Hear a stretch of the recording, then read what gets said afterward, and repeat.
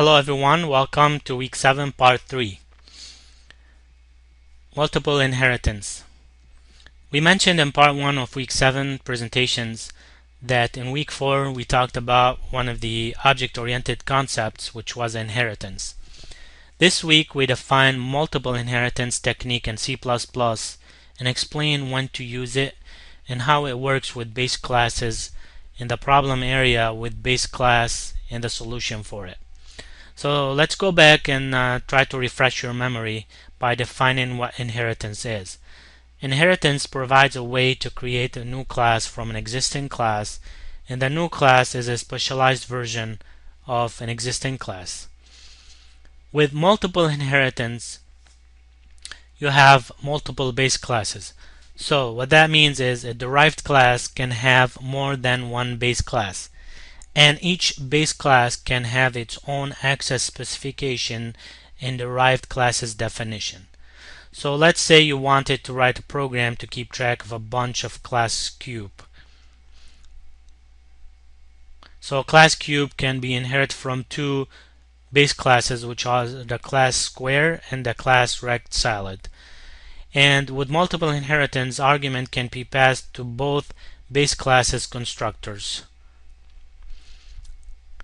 And base class constructors are called in order given in class declaration, not in order used in the class constructor.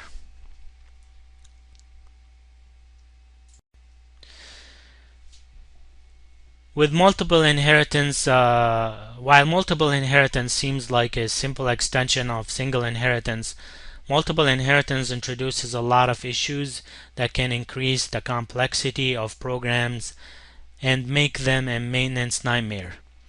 So the problem with multiple inheritance is what if base classes have member variables or functions with the same name? So what do you do in that situation? And the solutions for this problem is the derived classes where he defines the multiply defined function, and also the derived class invokes member function in a particular base class using the scope resolution operator. So you might ask a question when the compiler error occurs. The compiler errors occurs with multiple inheritance if derived class uses base class function without one of these solutions.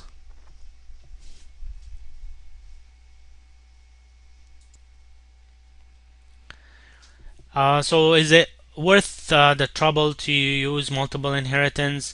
As it turns out, most of the problems that can be solved using multiple inheritance can be solved single inheritance as well. The driving idea behind not using multiple inheritance in your program that it simply makes the program too complex and ultimately causing more problems than it fixes. So many authors and experienced programmers believe that multiple inheritance in C++ should be avoided at all costs due to the many potential problems it brings. So no need to use multiple inheritance. Whatever you have to do, it can be done with a single inheritance. This is a real-world example for multiple inheritance. So let's look at this example.